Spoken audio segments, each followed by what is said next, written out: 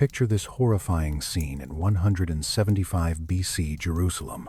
A bronze surgical knife slices slowly into your skin. You're not being tortured by enemies. You paid for this.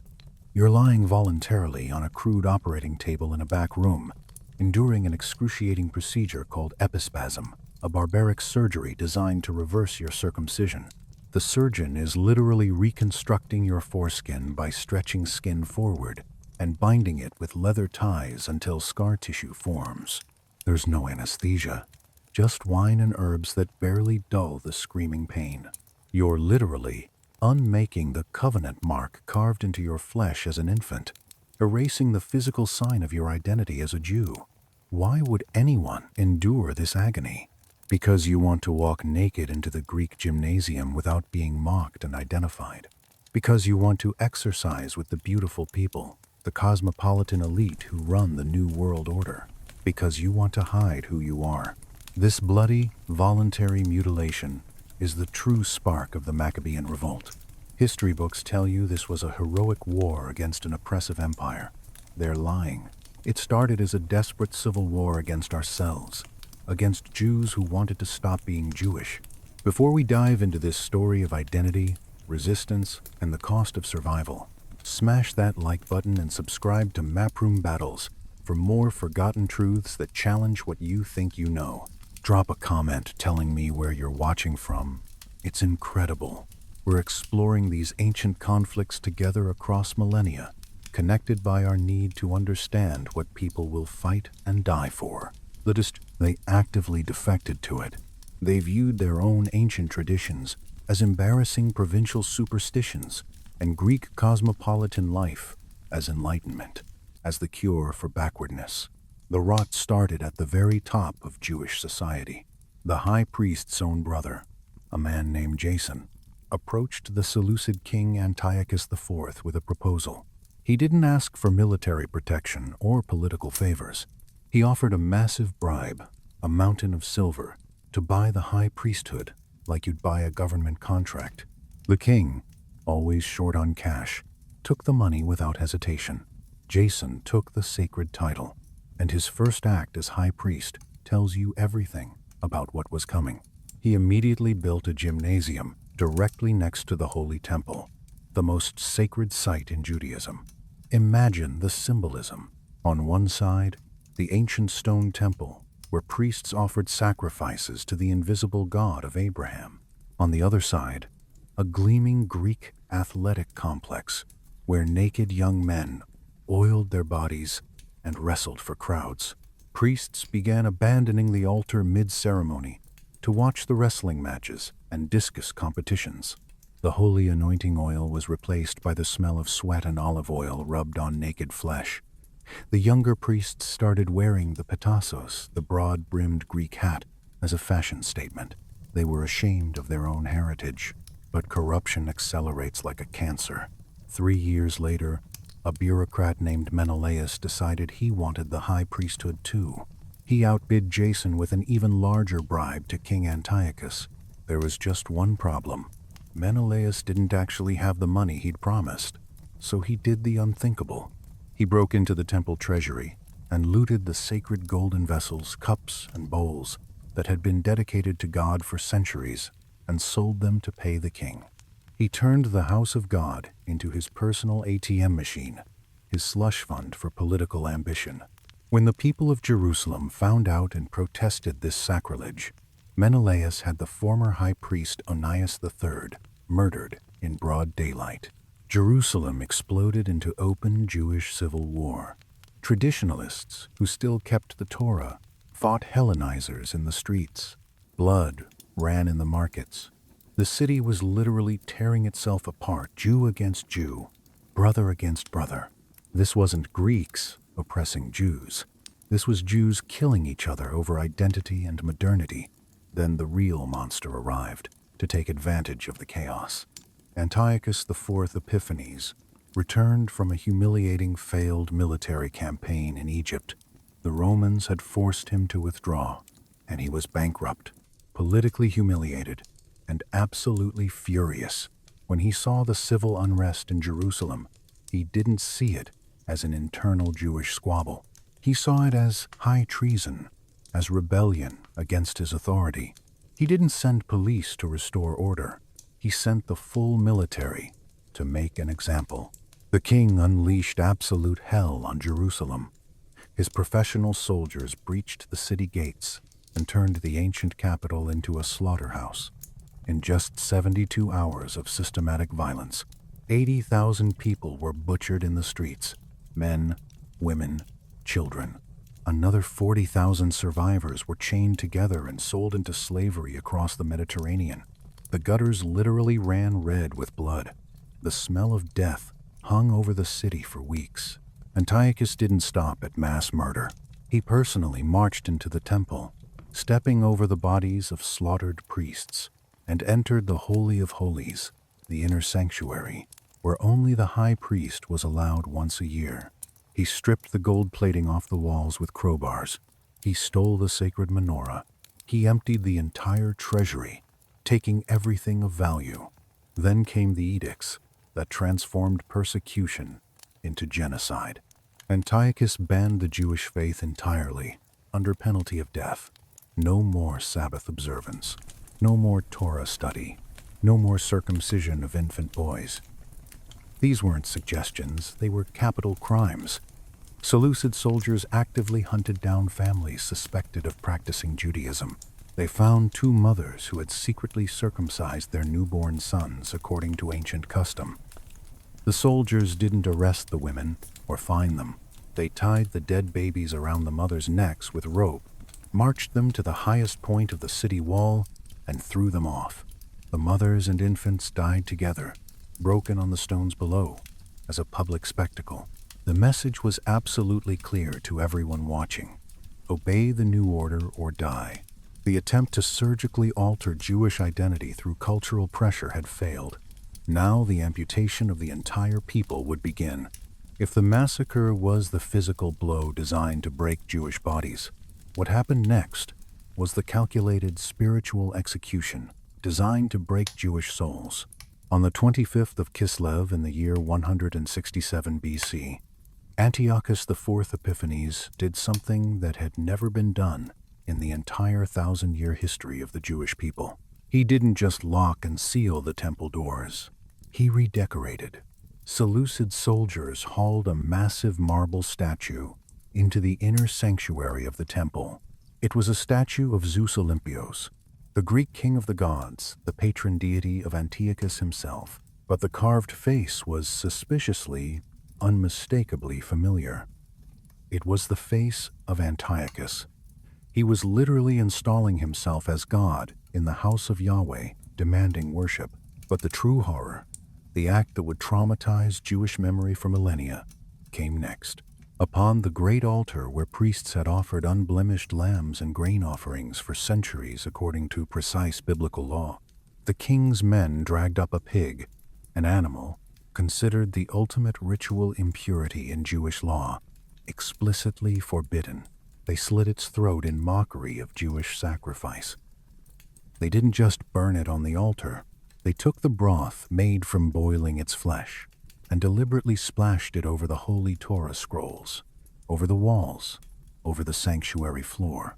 They baptized the holiest place on earth in deliberate impurity, in calculated defilement. The prophet Daniel would later call this act the abomination of desolation, a phrase that would echo through apocalyptic literature for 2,000 years. It was a calculated psychological nuclear weapon.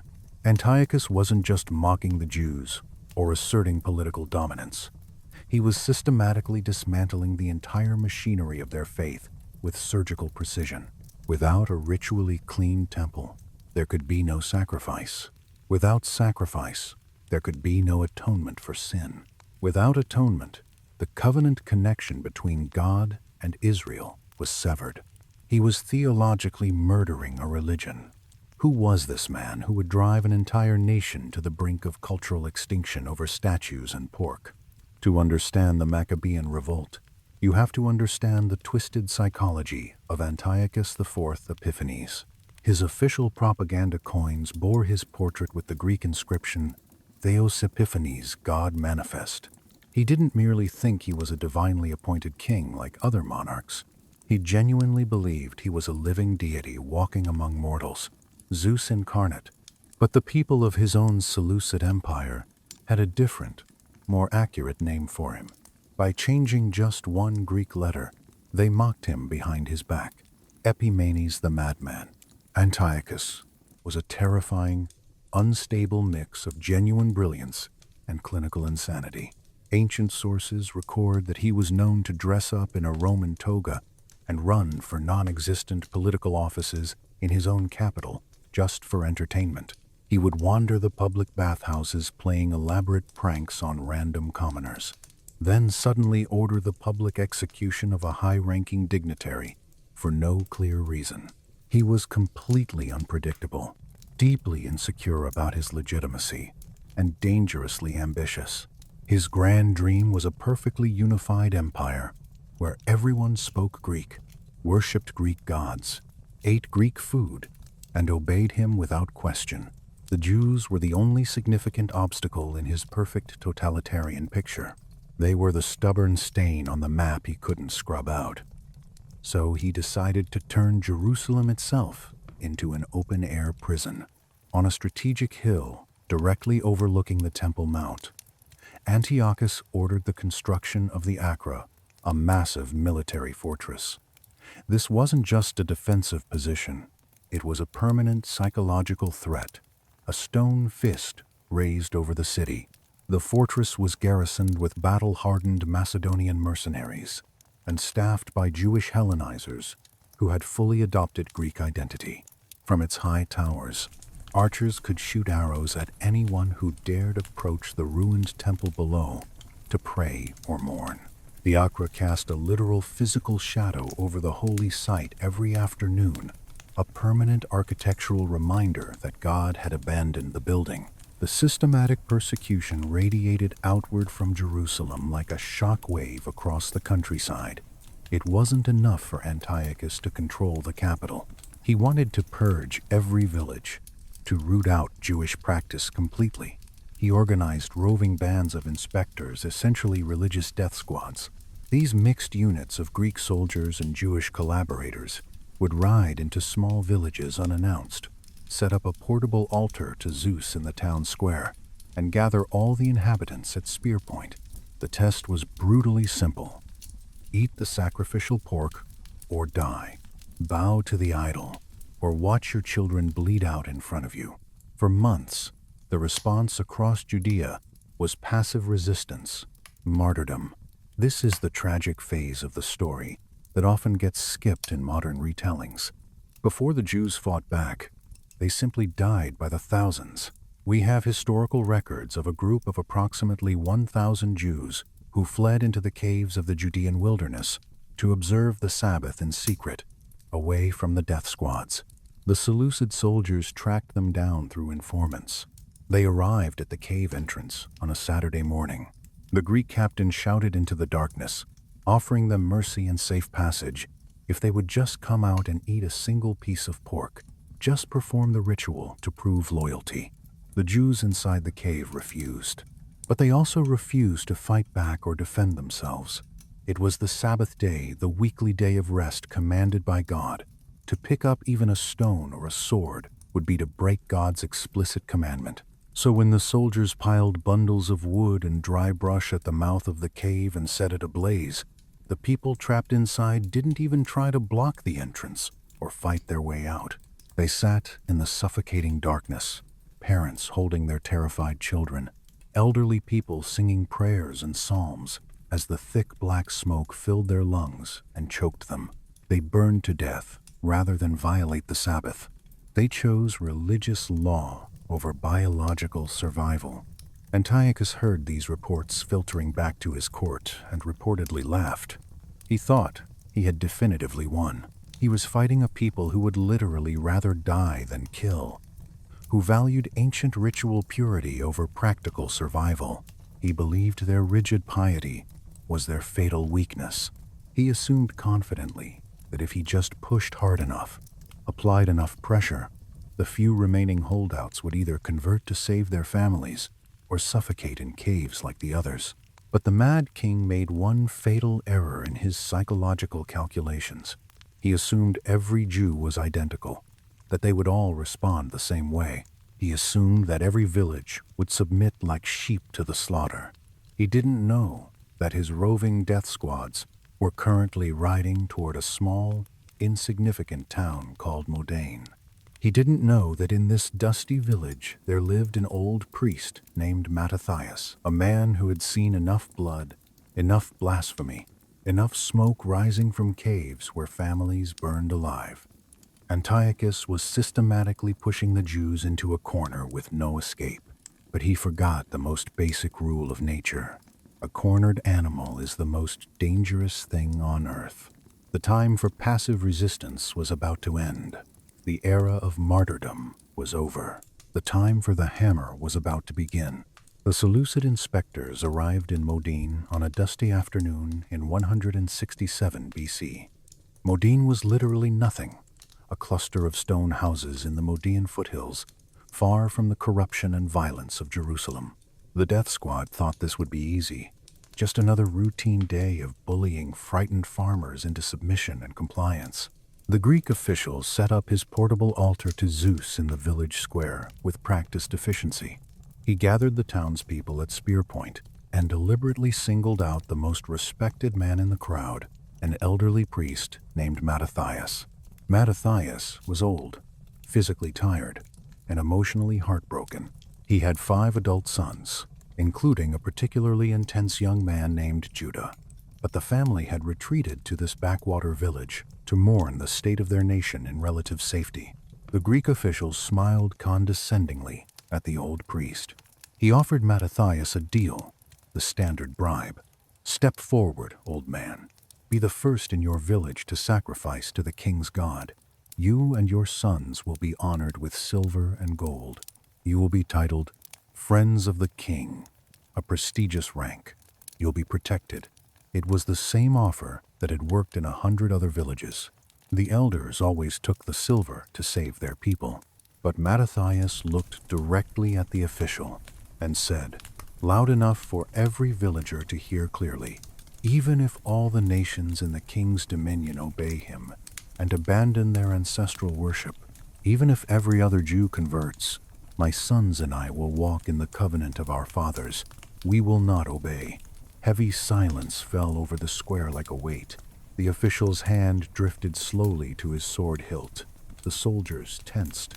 But before the violence could erupt between the Greek officer and the defiant priest, something else happened. Something that brutally reminds us that this was fundamentally a Jewish civil war, not just foreign oppression. A Jewish man from the crowd, trembling visibly with fear or perhaps motivated by greed or practical survival instinct, stepped out from the gathered villagers. He didn't want trouble for his family. He wanted to save his village from massacre. He walked up to the pagan altar, took the sacrificial knife from the Greek official's hand, and prepared to offer the forbidden sacrifice exactly as the king had commanded. Mattathias watched this act of betrayal unfold. He had seen the temple looted by a Jewish high priest.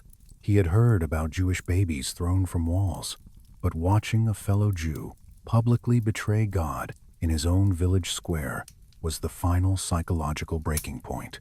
The biblical text describes what happened next with a specific phrase. His zeal was kindled. The old man didn't scream warnings or make threats. He moved with shocking speed. Mattathias drew a concealed dagger and lunged forward explosively. He didn't attack the Greek soldier first. He attacked the Jewish collaborator. He butchered him right on the pagan altar, stabbing him repeatedly. Blood sprayed across the idol. In the chaos and shock that followed, Mattathias spun around and killed the king's official before the man could draw his weapon. His 5 sons, who had been waiting for exactly this signal, drew their own weapons and slaughtered the remaining soldiers before they could form a defensive line or call for reinforcements. It was over in seconds, a lightning ambush. The portable altar was overturned and smashed. The village dust was turning into bloody mud. Mattathias stood over the bodies, breathing hard, the knife shaking in his arthritic hand. He knew with absolute certainty there was no going back now. the inspection team was dead. The Empire would send a full legion to burn Modine to the ground and crucify every inhabitant. He turned to the stunned, terrified crowd of villagers and shouted the words that would define the next generation of Jewish history. "Let everyone who is zealous for the law and stands by the covenant follow me into the wilderness." They didn't pack bags carefully or say proper goodbyes to relatives. They didn't harvest their crops or secure their property. Mattathias, his 5 sons, and those villagers brave or desperate enough to join them, fled immediately into the Judean hills and the Gophna wilderness. They left their homes, their fields, their entire comfortable lives to live like hunted animals in caves and ravines. But this was fundamentally different from the 1,000 people who had died passively in the cave weeks earlier. Mattathias made a radical theological ruling when they were hiding in the wilderness that would change everything. The question arose among the refugees: if the Greeks attack us on the Sabbath, do we fight back and defend ourselves? The previous martyrs had said no, and they had died. Mattathias said yes. If we do not fight on the Sabbath when attacked, he argued with cold logic, we will all be destroyed, and there will be no one left alive to keep the Sabbath at all. Survival is a holy act. God wants us to live. It was a pragmatic theological shift that prioritized survival over ritual purity. Staying alive to practice Judaism was now more important than dying to avoid breaking a commandment. Word spread rapidly through the wilderness networks. The Hasidim, the pious ones, tough, uncompromising religious warriors, began flocking to Mattathias's growing camp. They were a ragtag group with no military training. They had no armor, no supply lines, no siege equipment. Their weapons were farming scythes, clubs, and whatever swords they could scavenge from dead Greek soldiers. But they had something the professional mercenaries didn't have: absolute, terrifying conviction. They knew exactly what they were fighting for. The first phase of the revolt wasn't a conventional military campaign. It was a brutal purge, an internal civil war. At night, Mattathias and his growing band would descend on Jewish villages that had surrendered to Greek cultural rule. They tore down the pagan altars with their bare hands. They forcibly circumcised children whose terrified parents had been too afraid to perform the covenant ritual. They executed collaborators publicly as traitors. It was brutal. It was ugly. It was religiously motivated violence, but it worked tactically. They were reclaiming territory and identity, one frightened village at a time. However, time was running out for the old priest. Mattathias was simply too old to lead a prolonged guerrilla war. About a year into the rebellion, on his deathbed, he gathered his 5 sons around him. He looked at them: Simon the wise diplomat, Eleazar the physical beast, John and Jonathan. But his eyes settled on his 3rd son, the one with the strange intensity burning in his eyes, the one the family called Judah. Mattathias told them clearly, "I know that arrogance and reproach have now become strong in the land, but give your lives for the covenant of your fathers. Remember the deeds of our ancestors, and you will receive great glory." Then he appointed Judah as their military general and commander. He didn't choose the eldest son as tradition dictated. He chose the one who had the heart of a lion and the mind of a tactician. Mattathias died, leaving behind a small band of perhaps 3,000 rebels, surrounded by a global superpower with unlimited resources. The introductory phase of spontaneous violence was over. The Greeks were done sending tax collectors and inspectors. Now they were sending professional generals and legions. And Judah, the newly appointed commander, was about to earn his legendary nickname, a nickname that sounds like a blacksmith striking an anvil: Maccabee, the Hammer. Who was Judah Maccabee before the revolt transformed him into legend? Before history knew his name, he was literally nobody important. He was a priest's son, living in a rural backwater village. He had no formal military training from academies. He had never commanded soldiers in battle. He had never studied the great campaigns of Alexander the Great or Hannibal. And yet, This man was about to completely rewrite the ancient textbook on guerrilla warfare and asymmetric conflict. His nickname tells you everything you need to know: Maccabee. Scholars still argue over the precise meaning. Some claim it's an acronym for a Hebrew prayer, but the most popular and fitting translation is simply the hammer. It fits perfectly because Judah didn't fight with the elegant finesse of a trained fencer. He fought with the blunt, crushing, overwhelming force of a sledgehammer, repeatedly striking an anvil. Judah looked at the strategic map and accepted a hard truth immediately. If he fought the Seleucids in open-field pitched battles on the coastal plains, his rebels would die. The Greeks had heavy infantry trained in the phalanx formation, expensive bronze armor, and cavalry. In any fair fight, the rebels would be ground into dust within hours. So Judah decided with cold calculation that he would never, ever fight a fair fight. He took his small band of rebels deep into the Judean hills and the Gophna wilderness. He studied the landscape like a weapon, like terrain was his secret ally. He knew every cave entrance, every hidden goat path, every natural bottleneck and ambush point. While the Greeks trained in rigid phalanx formations, massive rectangular blocks of men moving, as one Judah trained his men to be ghosts. Strike fast like lightning, strike hard at the weak point, and vanish before the enemy can turn around to counterattack. The first real test of this new guerrilla doctrine came quickly. Apollonius, the Seleucid governor of Samaria, decided to crush this annoying rebellion himself. Apollonius didn't respect the rebels at all. He saw them as an undisciplined mob of angry farmers with pitchforks and religious delusions.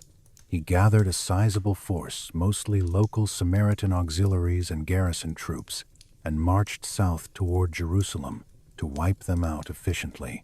Apollonius made the classic mistake of conventional commanders fighting guerrillas. He marched his army through the Wadi el-Haramiyah without proper reconnaissance. Picture a narrow, twisting canyon with steep rock walls rising on both sides. The path is so geographically tight that an army cannot march in proper formation. They have to stretch out into a long, thin, vulnerable line. It's a tactical nightmare for any commander, and it was exactly where Judah was patiently waiting with his entire force. Judah had positioned his men high on the ridges, hidden behind boulders and scrub brush, completely invisible from below. They watched silently as the Seleucid columns snaked into the kill zone like a serpent entering a trap. They waited. Discipline was absolutely key. They had to wait until the vanguard was deep in the canyon with no escape route. Then came the signal, a shofar blast. It wasn't a battle. It was a coordinated execution.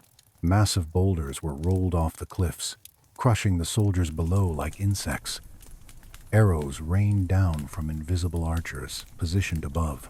Before the Greeks could even raise their shields or identify where the attack was coming from, the rebels were upon them, charging down the slopes. The Greek phalanx is designed to fight in one direction, forward, with long spears. When flanked on both sides and trapped in a narrow ravine, their formation becomes useless. Their long spears became clumsy, useless poles. They were packed so tight they couldn't draw their short swords. Panic set in immediately. The army of Apollonius didn't just break, it dissolved into chaos. Judah didn't waste time with the regular foot soldiers. He had eyes on one specific prize. He carved a direct path through the chaos, straight toward the command unit. He found Governor Apollonius trying to rally his bodyguard. We don't know the exact choreography of their duel, but we know the result with certainty. Judah killed the governor of Samaria in single combat. As the terrified enemy army fled in complete disorder, leaving their dead and equipment scattered in the canyon, Judah did something that would become legendary. He bent down over Apollonius's corpse and unbuckled the governor's ornate sword belt. It was a fine weapon forged with superior Greek steel, perfectly balanced, far better than the rusty scavenged iron the rebels were using. Judah took the sword. He strapped it to his own waist. For the rest of his life, in every single battle he fought, Judah Maccabee would wield the sword of the first general he killed. It was a deliberate psychological message to his men. We do not need to forge weapons in secret. We will take them from the hands of our dead enemies. The Battle of Wadi el-Haramiyah was a shock to the entire Seleucid system. The imperial officials in Antioch realized this wasn't just a riot or a bandit problem. It was an organized revolution. But empires are slow to learn and adapt. They thought Apollonius had just been incompetent or unlucky. They didn't yet understand that the fundamental rules of warfare had changed. Enter General Seron. He was the commander of the Syrian army in Coel, Syria, a much more serious military figure than Apollonius. When he heard about the humiliating defeat, he boasted publicly, "I will make a name for myself and win glory in the kingdom by defeating these rebels." He gathered a professional army, not just local militia levies, and marched confidently toward the rebellion with proper military discipline. Seron studied the previous defeat carefully. He saw the disaster at the Wadi Canyon. He decided to take a different route, the Beth Horon ascent, a steep, winding road leading up from the coastal plains to the Judean plateau. It was a difficult climb, certainly, but surely a professional, well-trained army could handle marching up a hill. Judah was waiting at the top, but this time his own men were genuinely afraid. They looked down from the ridge and saw the glittering bronze armor of Seron's massive army stretching for miles below. They saw the disciplined formations. They saw the overwhelming numbers. They turned to Judah and asked fearfully, "How can we, few as we are, fight against so great and strong a multitude? We are exhausted from fasting all day." Judah's response is recorded as one of the great speeches of antiquity. He didn't talk about tactics or terrain advantages. He didn't try to minimize the danger. He talked about the moral weight of their cause. "Victory in battle does not depend on the size of the army," he told them, his scarred hand resting on Apollonius's captured sword. "Strength comes from heaven. They come against us in great insolence and lawlessness to destroy us, our wives, and our children, and to plunder us. But we fight for our lives and our laws. God will crush them before us. Do not be afraid." The hammer was about to swing again, and this time it would crack the armor of a professional imperial army. General Seron was supremely confident. He commanded the professional military forces of the Seleucid Empire in Coele, Syria. To him, the ambush at Wadi el-Haramiyah was a fluke, an accident caused by Apollonius's incompetence and overconfidence. He, Seron, would not make the same amateur mistake. He would bring overwhelming force and proper discipline. He marched his large army toward Jerusalem via the Beth Horon ascent with proper scouts and vanguard. But Seron forgot one crucial thing. He forgot to properly consult his geography and understand the terrain. The Beth Horon ascent is an absolute nightmare for ancient heavy infantry. It's a steep, winding limestone staircase carved into the hillside that climbs over 1,000 feet in elevation in a very short horizontal distance. Imagine being a Seleucid soldier in Seron's army. You're carrying a sarissa pike that's 16 to 18 feet long. You're wearing heavy bronze armor that's cooking you in the Mediterranean sun. You have a large wooden shield, and you're climbing a steep hill at midday under the blazing heat. By the time you reach even the halfway point, your vaunted phalanx formation, the mighty Greek military innovation, is no longer a solid wall of overlapping shields and spear points. It's a ragged, sweaty, breathless, disorganized mess. Natural gaps open up between the exhausted shields. The heavy pikes wobble and drop. Gravity is pulling you backward with every step. Judah Maccabee was counting on exactly this. He didn't position his ambush at the bottom of the hill. He waited at the very top where the road narrowed into a fatal choke point. As Seron's exhausted vanguard wheezed their way up the final stretch, armor clanking, Judah gave the order. But this time, his men didn't just shoot arrows from hiding. They charged directly downhill into the exhausted enemy. In ancient warfare, the high ground isn't just a tactical metaphor or nice advantage. It's physics. It's momentum. When you run downhill, gravity adds devastating force to every blow you strike. When you fight uphill, gravity weakens every defense you attempt. Judah Maccabee and his screaming rebels hit the exhausted front line of the climbing Seleucid army like a bowling ball hitting pins. The impact was absolutely devastating.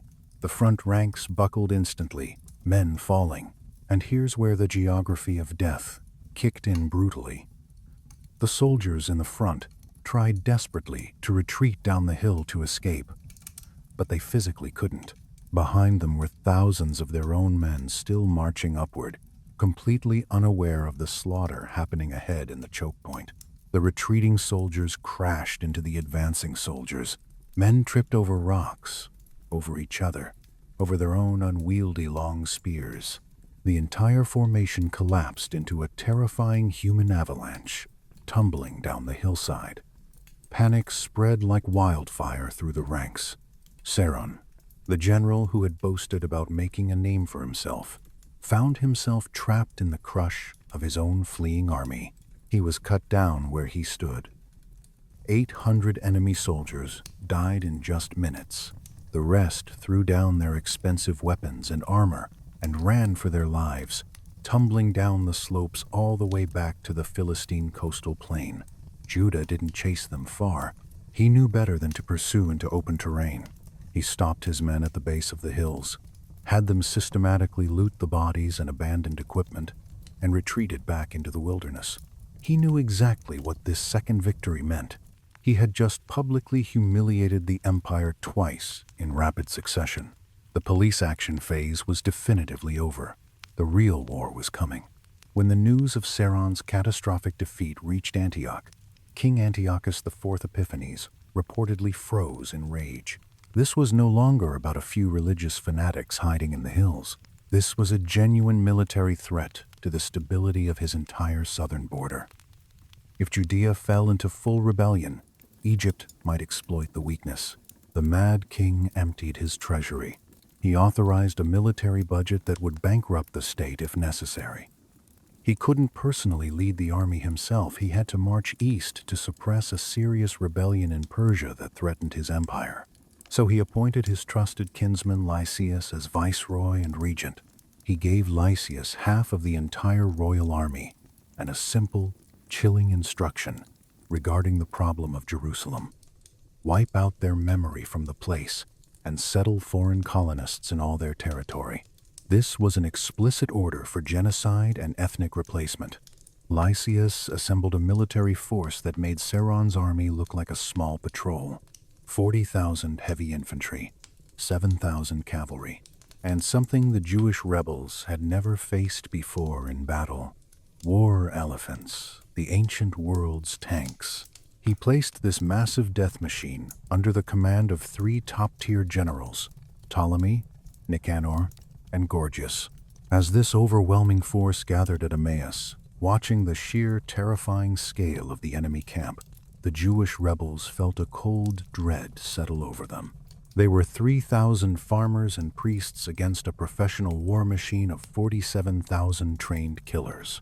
The mathematics were impossible. Judah gathered his men at Mizpah, an ancient holy site with a clear view overlooking occupied Jerusalem in the distance. They could see smoke rising from their captured capital. They tore their clothes in mourning. They put ashes on their heads. They opened the Torah scrolls and prayed. This wasn't just a military briefing. It was a funeral service for themselves. They were preparing to die. But then Judah did something that seemed completely insane to outside observers.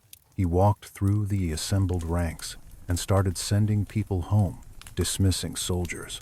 Following the strict rules laid out in the Torah for holy war, he announced loudly, "Who has built a new house and not dedicated it? Go home. Who has planted a vineyard and not yet enjoyed its fruit? Go home. Who has betrothed a wife and not yet married her? Go home. Who is afraid and faint-hearted? Go home immediately." It seemed tactically suicidal. Facing 40,000 enemies, He was voluntarily reducing his own already tiny numbers.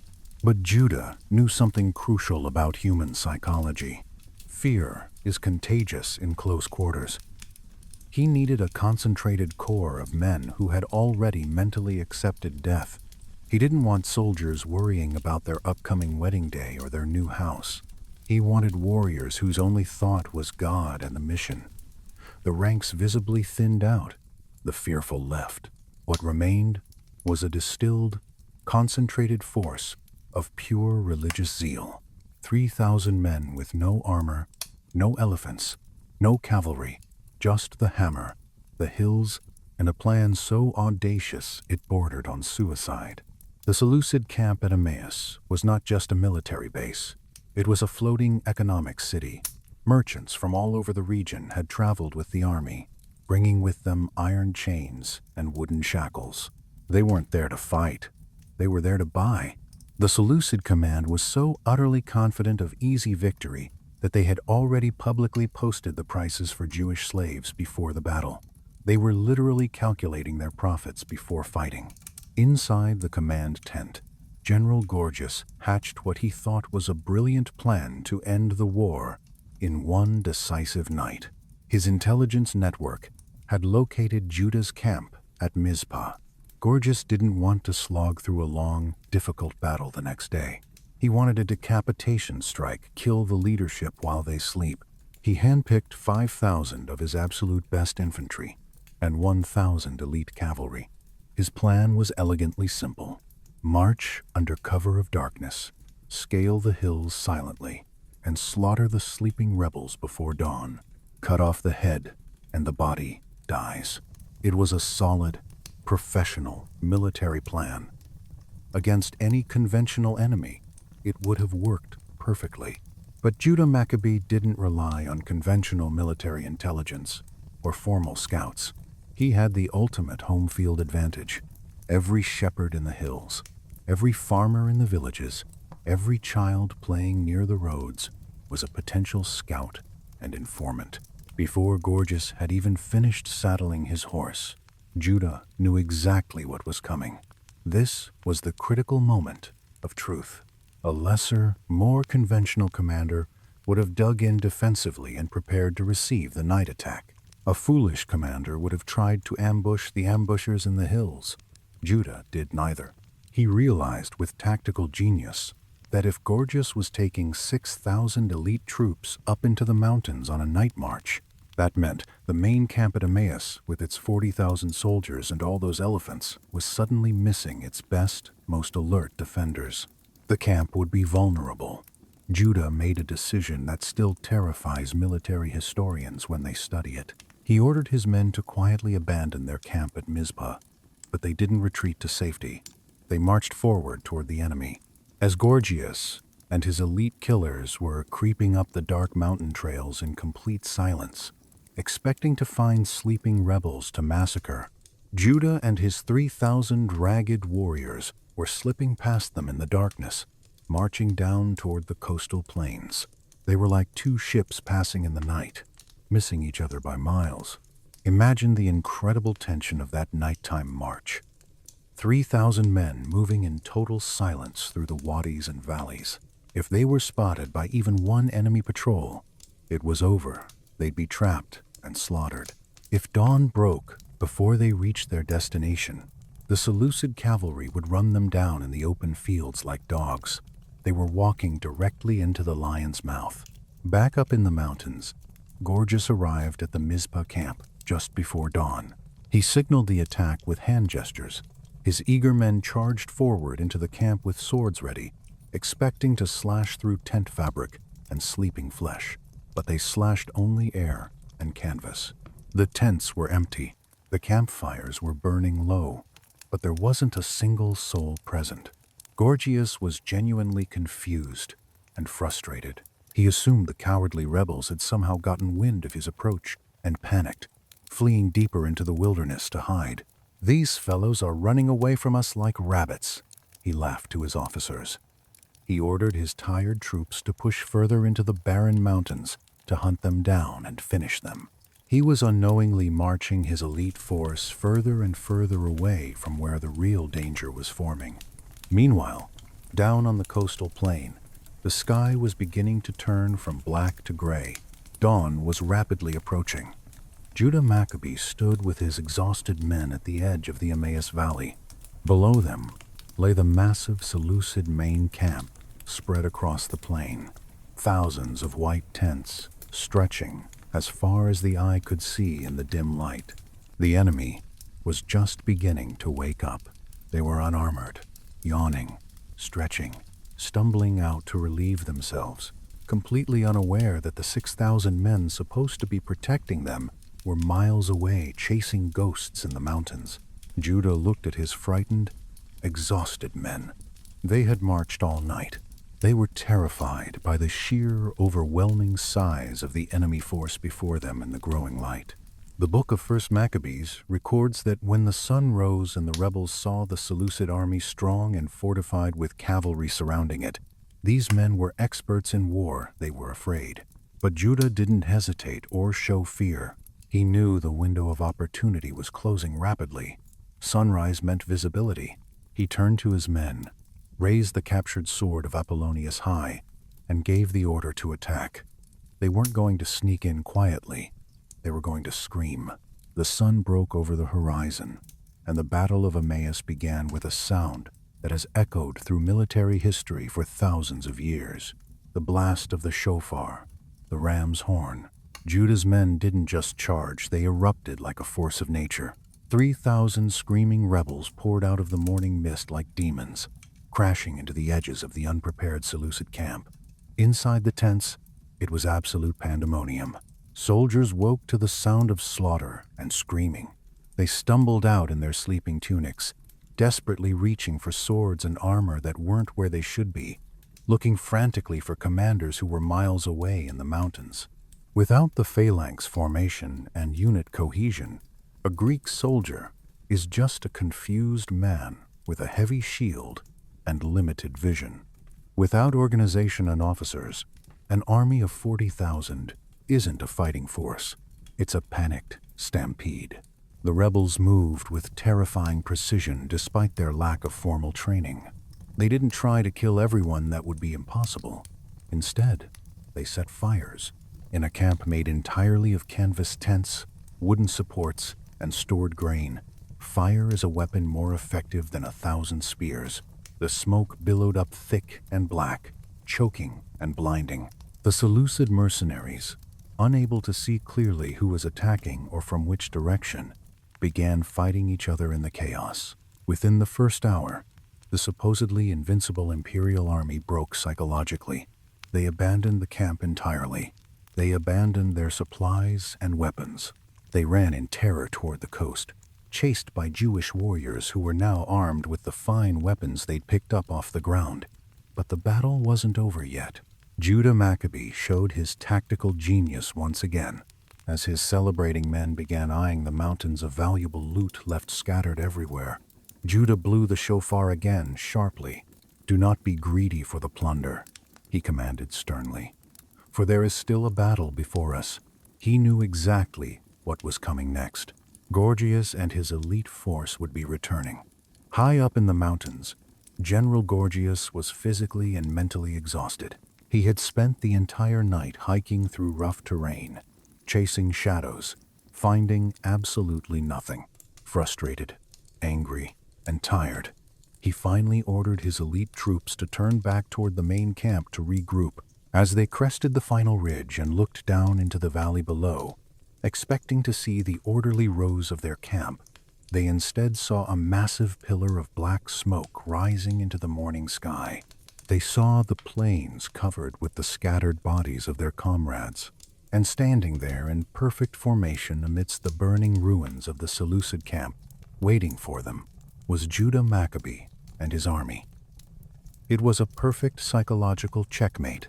Gorgias's men were genuinely elite soldiers, the best in the empire, but they were still human. They had marched all night without sleep. They were hungry and thirsty. And now, seeing their base completely destroyed and their main army annihilated, their morale instantly vaporized. They didn't even draw their swords or attempt to form up.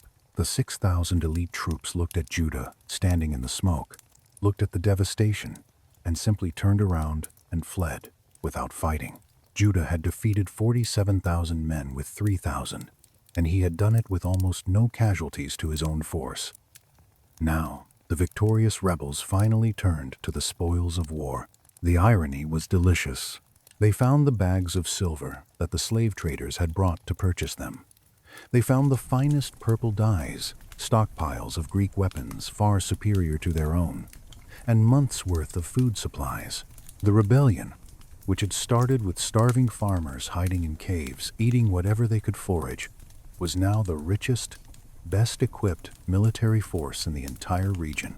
They gathered the enormous loot carefully and began the march back up into the mountains.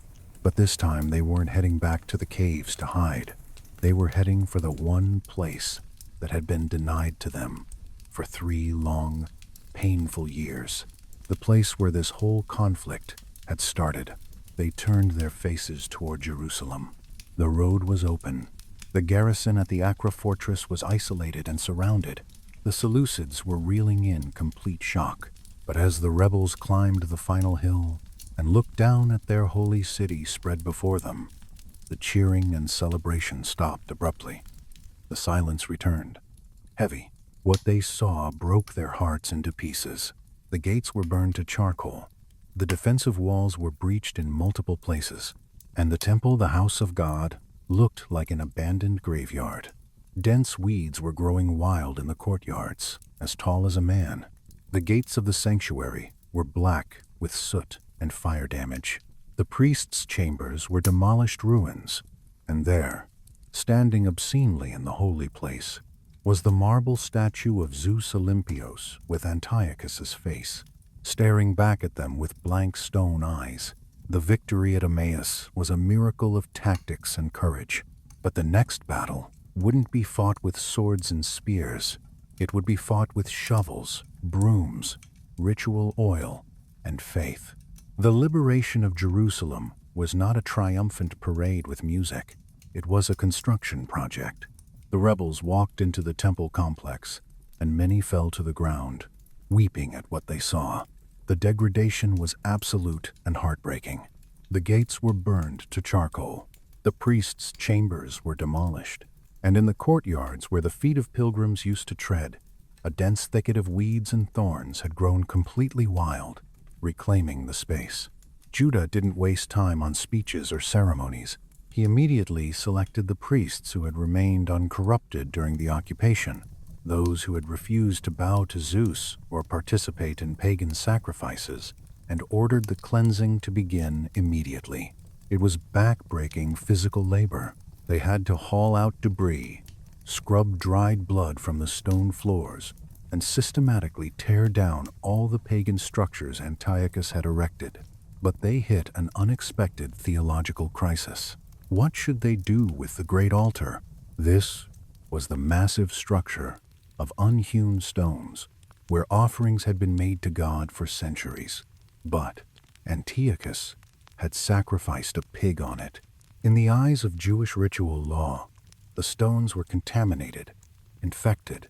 They were holy, yet they were irredeemably unclean. You couldn't use them for worship anymore, but you also couldn't just throw them in the trash like garbage. So they found a solution that speaks volumes about their respect for history and uncertainty. They carefully dismantled the altar stone by stone and buried the contaminated rocks in a special chamber on the Temple Mount to be stored until a prophet should come to tell them what to do with them. As far as anyone knows, those stones are still there somewhere, buried beneath the modern paving and construction, waiting for an answer that never came.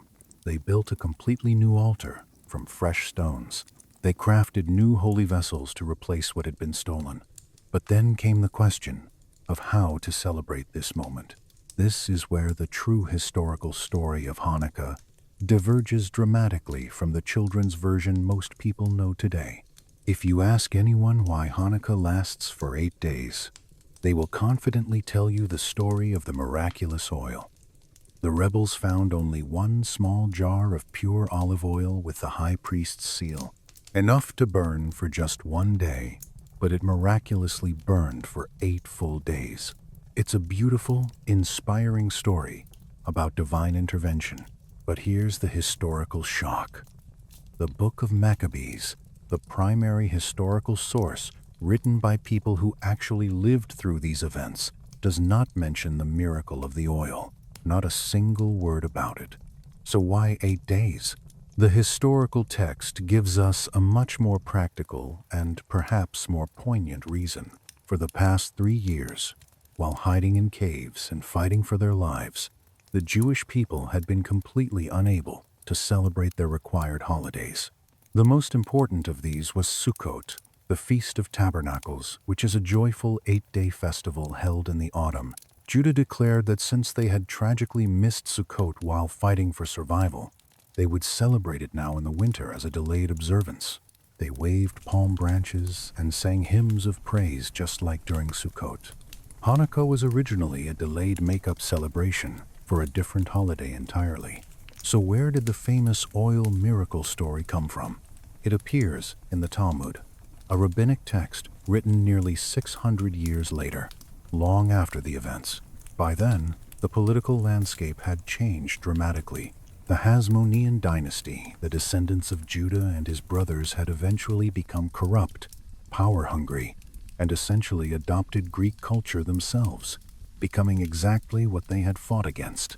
The rabbis of the Talmudic era were deeply uncomfortable, celebrating a military victory that had led to such corruption and hypocrisy. They didn't want a holiday centered on generals and swords and violence. They wanted a holiday about God's intervention and miracles. So they emphasized and elevated the story of the oil, shifting the focus from the military prowess of the Maccabees to the miraculous intervention of the divine. They transformed a war memorial into a festival of light and faith. But on that first night, on the 25th of Kislev, in 164 BC, there was no thought of future legends or theological debates. There was only the cold night air and the trembling hands of a priest lighting the menorah for the first time in 3 years. The word Hanukkah literally means dedication or rededication. It wasn't primarily about the oil.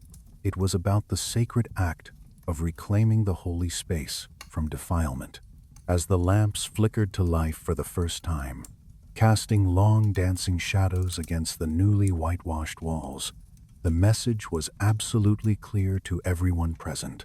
The darkness of the empire had been pushed back. The silence had been broken. Against all odds, against the logic of history and military power, the Jewish people had survived the systematic attempt to erase them from existence.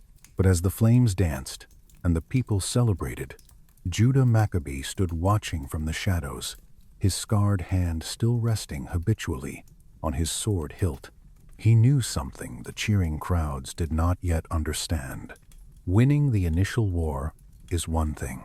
Surviving the peace that follows is something else entirely.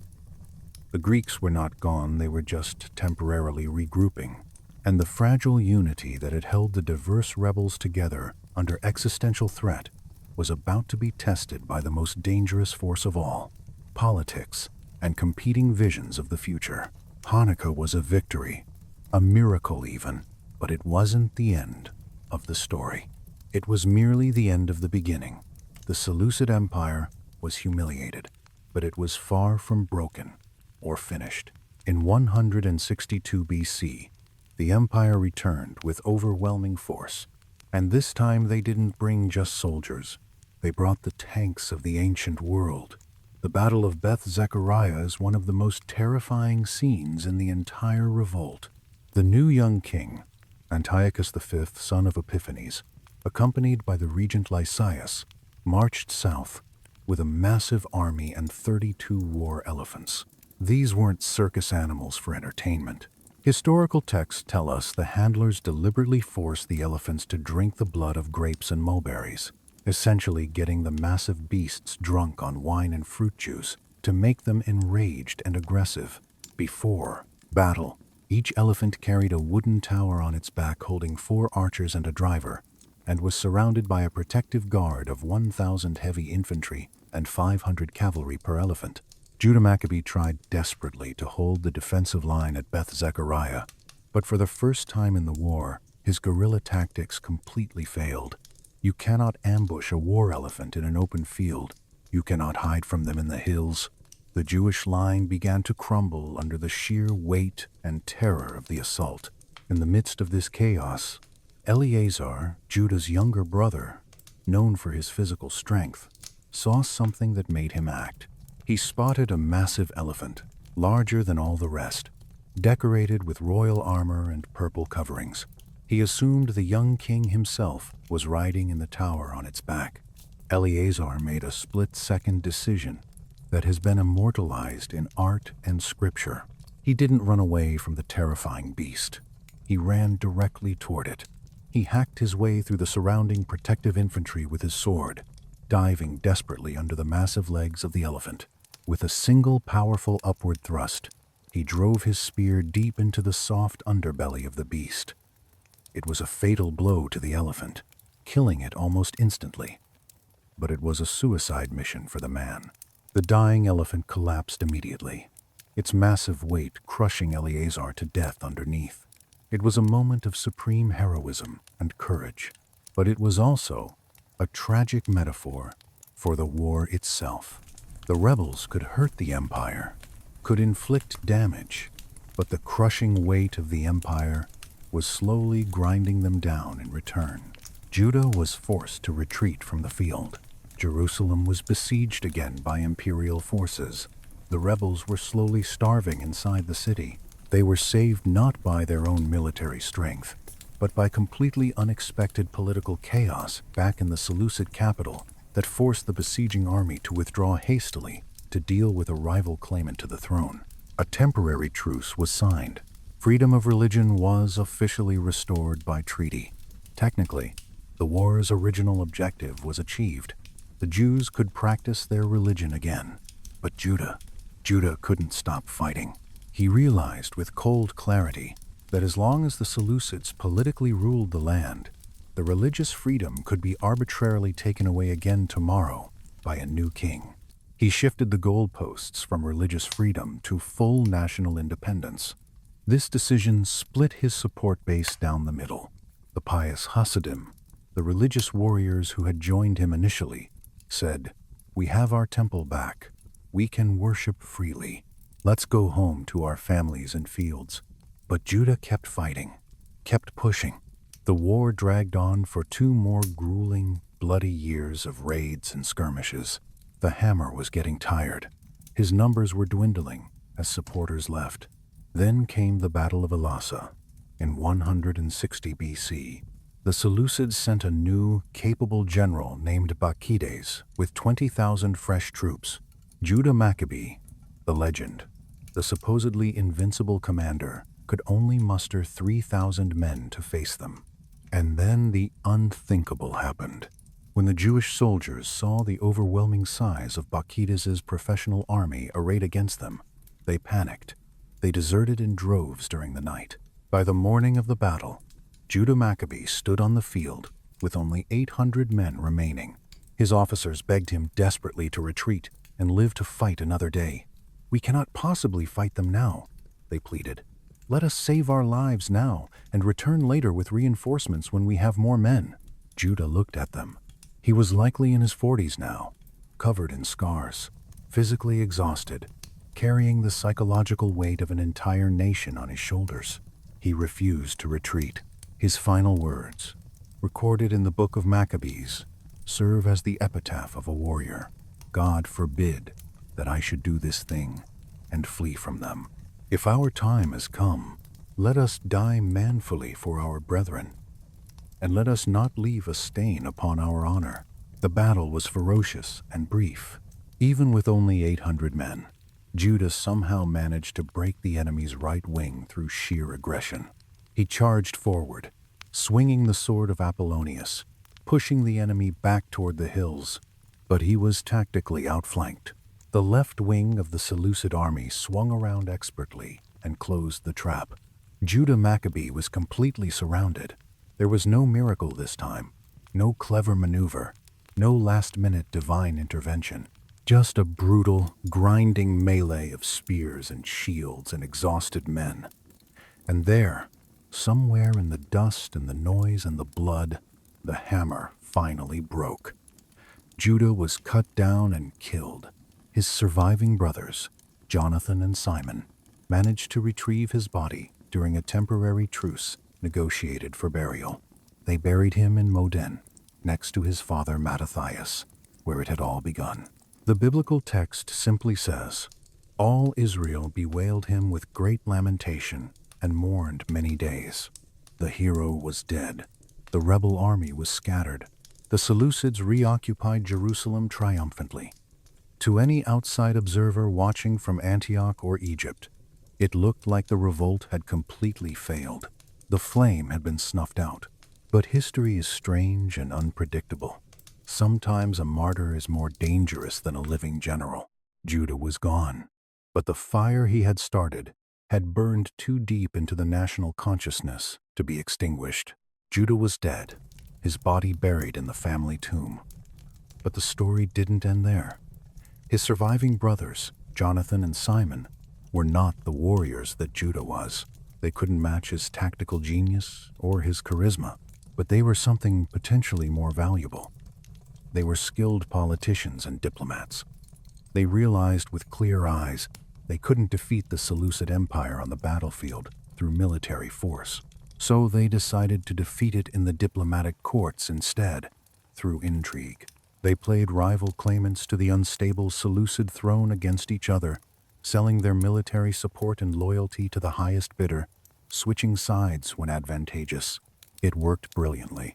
By 142 BC, the Jews achieved what had seemed completely impossible just decades earlier: full political independence. The Hasmonean dynasty was born. For the first time in centuries, Judea was a free, independent nation. The dream had come true. But history has a cruel, ironic sense of humor. As the decades passed, the descendants of Mattathias, the grandsons and great-grandsons of the man who had killed a Jew for sacrificing to Greek gods, began to slowly change. They started taking Greek names like Alexander and Aristobulus. They hired foreign mercenaries instead of Jewish soldiers. They built Greek-style palaces. They began to act less like Jewish high priests and more like the Hellenistic kings they had violently overthrown. They became what they had fought against. The lowest point came under King Alexander Jannaeus, a direct Maccabean descendant. He got into a bitter political conflict with the traditional Jewish Pharisees over religious law and authority.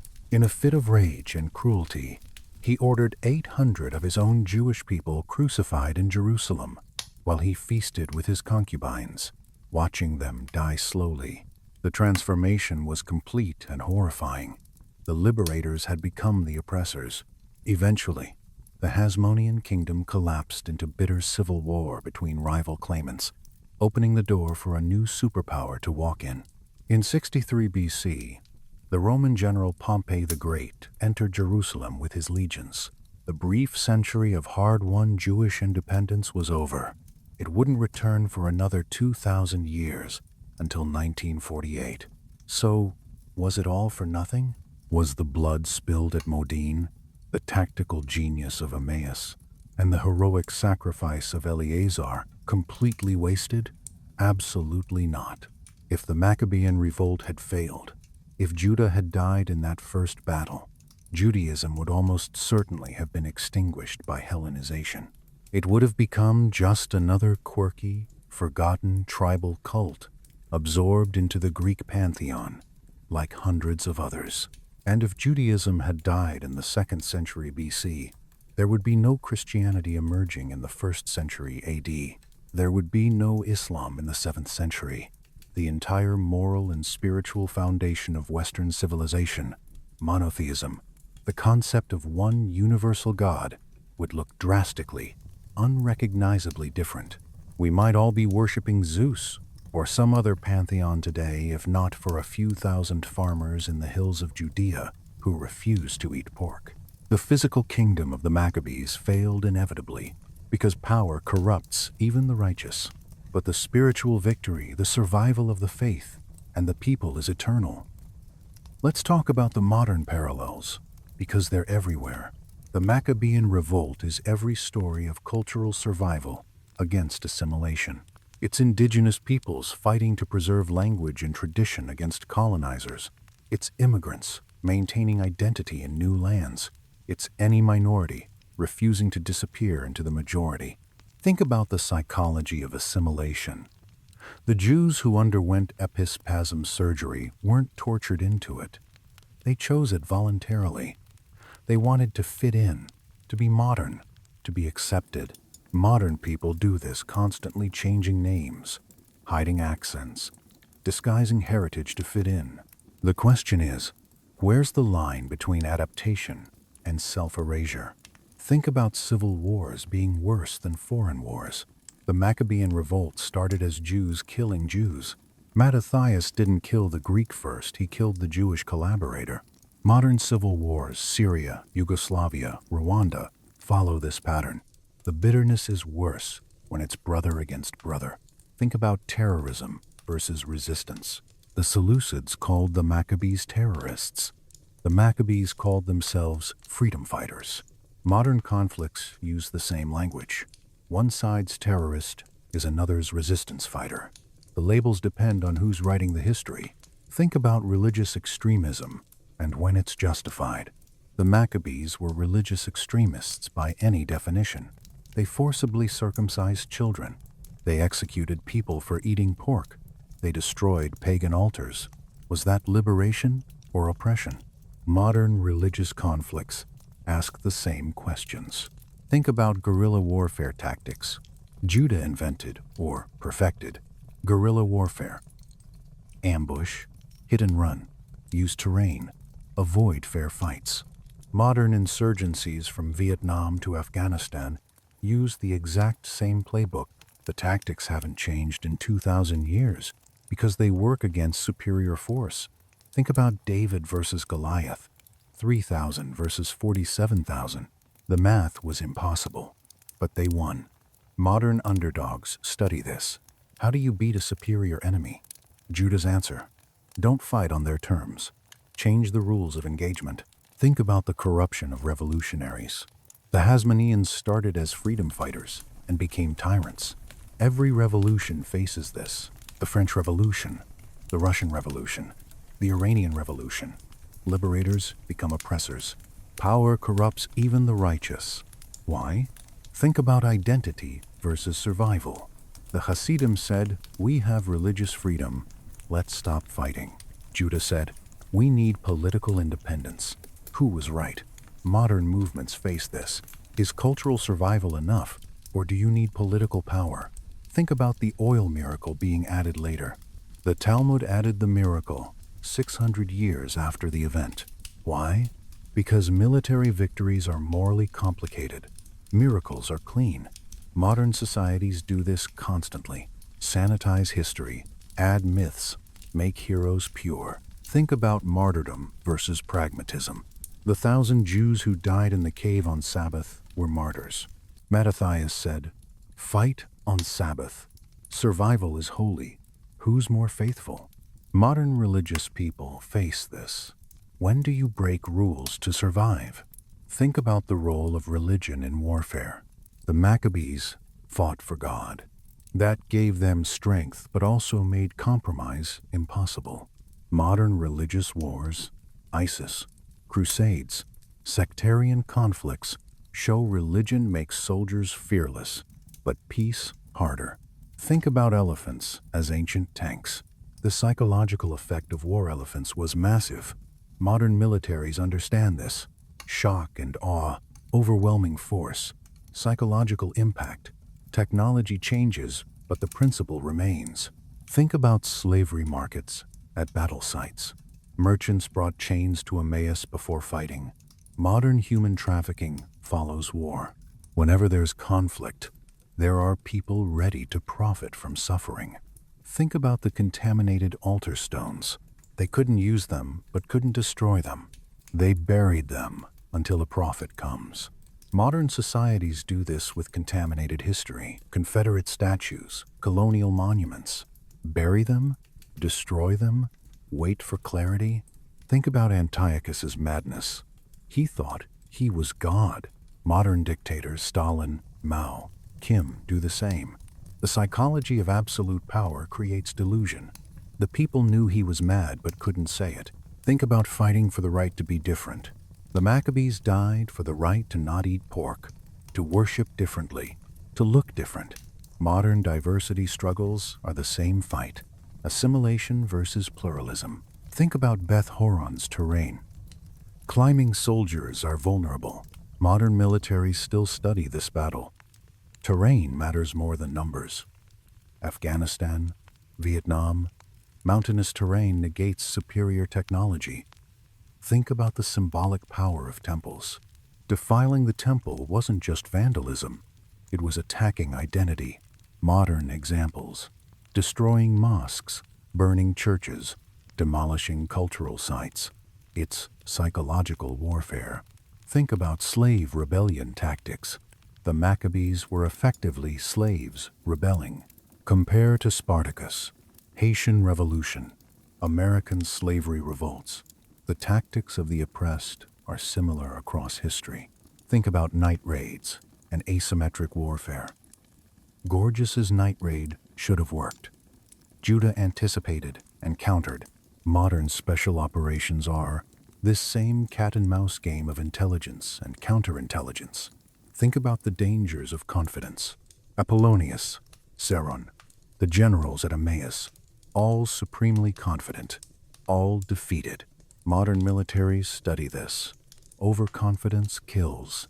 Never underestimate your enemy. Think about the cost of freedom. Judah died.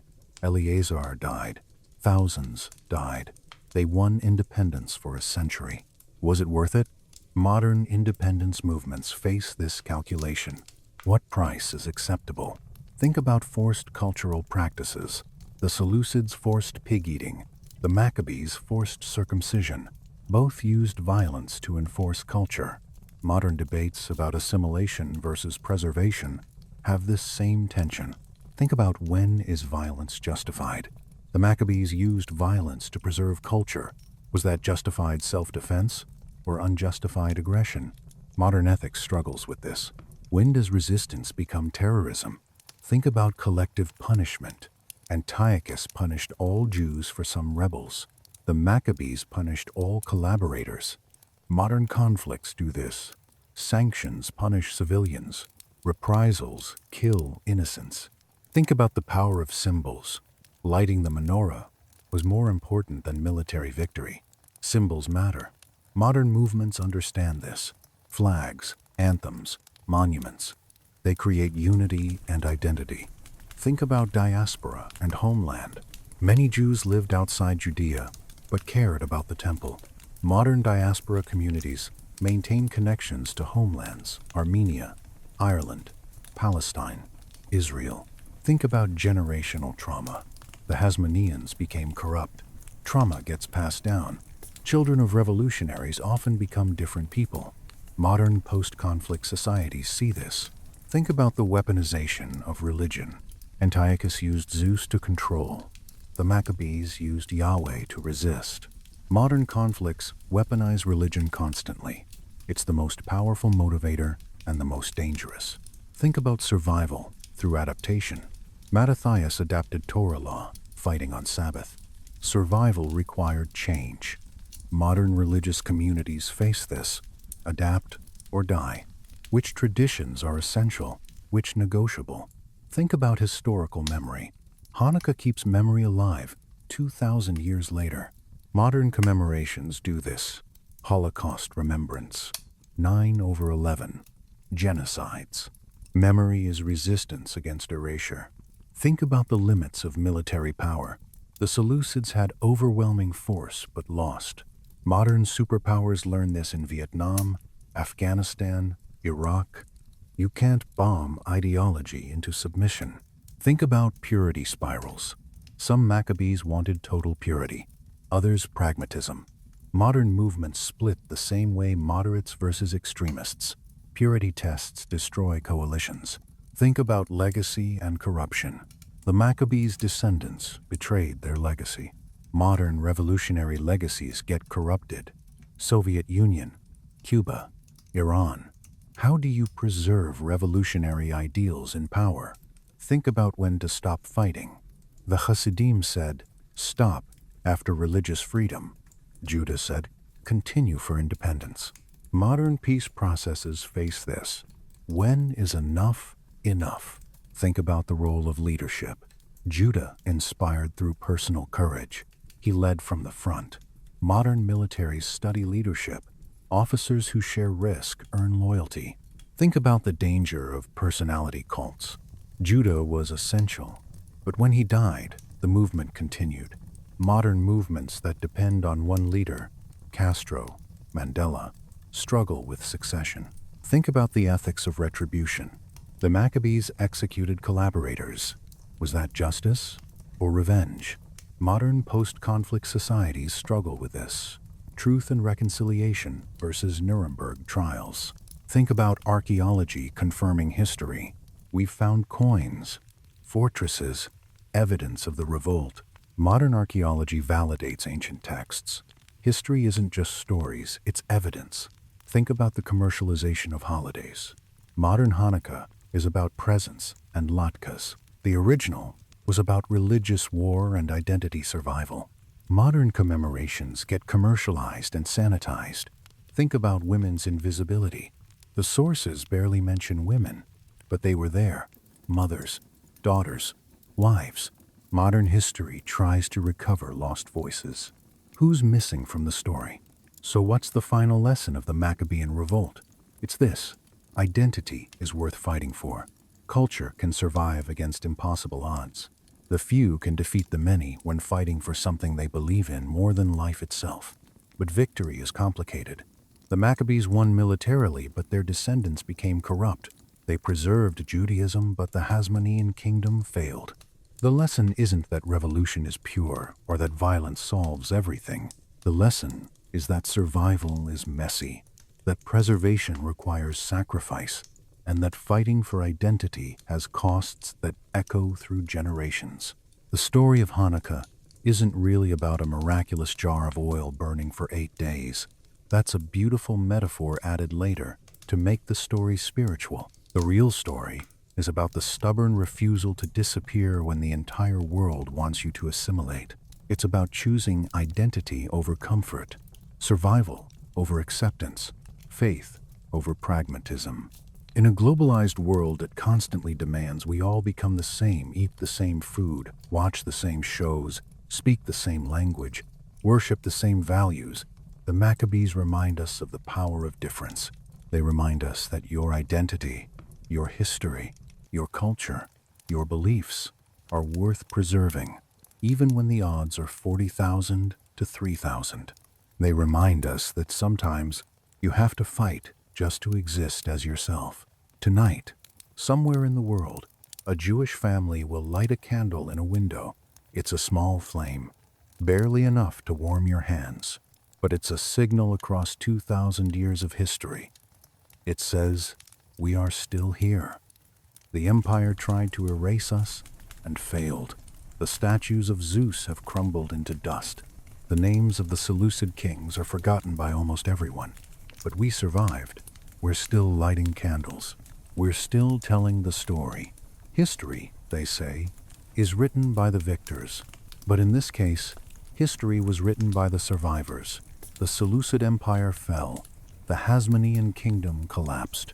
But the people and the faith survived. That's the real miracle, not oil, but survival.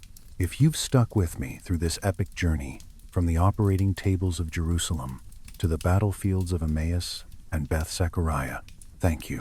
Stories like this remind us that history isn't just dates and battles on maps. It's about human resilience, about what people will sacrifice to remain themselves. If you found value in this documentary, please smash that subscribe button for Map Room Battles and turn on notifications so you don't miss our next deep dive into forgotten history. And I have a question for you. Do you think the Hasmoneans were heroes for achieving independence, or did they betray everything the Maccabees fought for by becoming corrupt? Were the original Maccabees freedom fighters or religious extremists? I read every comment and genuinely want to hear your perspective. And here's the bigger question for your own life. What would you fight for? What part of your identity would you refuse to erase, even under pressure? The Maccabees fought for the right to be different in a world demanding conformity. That fight never ended. It's still happening today in different forms. Until next time, keep the light burning. Remember, the greatest victory isn't military conquest, it's cultural survival. The Maccabees lost the kingdom but won something more important. They ensured their story would be told for millennia. They ensured their children's children would know who they were. In the end, that matters more than any empire. Thanks for watching.